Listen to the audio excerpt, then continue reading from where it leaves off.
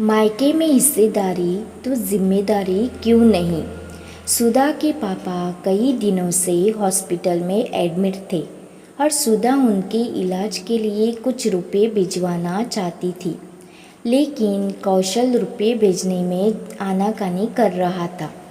इसलिए सुधा आज बहुत गुस्से में थी। सुधा को गुस्से में देख कौशल उसे समझाने की कोशिश कर रहा था। सुधा, ऐसी बात नहीं है। तुम तो जानती हो कि वंश अभी 10th क्लास में है और उसको कोचिंग भी करवानी है।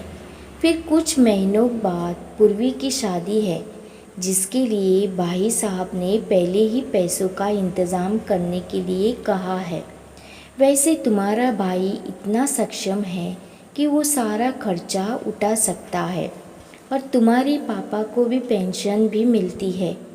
कौशल की ऐसी बातें सुनकर सुधा आग बबूला हो गई। उसने कौशल से कहा, मेरा भाई भले ही सक्षम है, पर मैं अपने पिता के लिए कुछ करना चाहती हूँ। उन्होंने हमेशा हर परेशानी में हमारा साथ दिया है।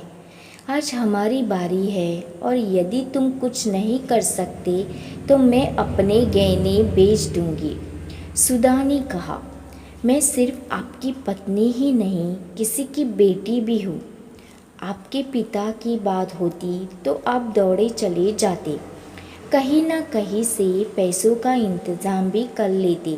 आज मेरे पापा बीमार है, कई दिनों से वो हॉस्पिटल में एडमिट है। भले ही मेरा भाई कुछ नहीं करता, लेकिन मैं चाहती हूँ कि कुछ रुपयों की मदद मैं भी कर सकूँ। तो आप मना कर रहे हैं। कौशल जानता था कि सुधा ने आज तक कभी किसी भी चीज़ के लिए इतनी जिद नहीं की है और ससुराल में कभी भी किसी को पैसों की ज़रूरत पड़ती है तो वो कौशल को भी उन्हें देने से मना भी नहीं करती है।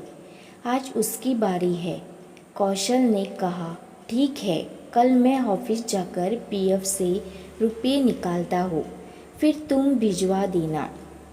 एक स्त्री की भी कुछ भावनाएं होती है। वो भी चाहती है कि अपने माता पिता के सुख दुख में काम आ सके, भले ही उसके भाई सक्षम ही क्यों ना हो।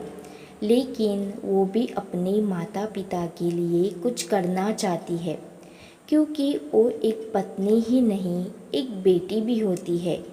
शादी के बाद वो बहू की जिम्मेदारी बखूबी निभा सकती है, तो शादी के बाद बेटी की जिम्मेदारी क्यों नहीं निभा सकती।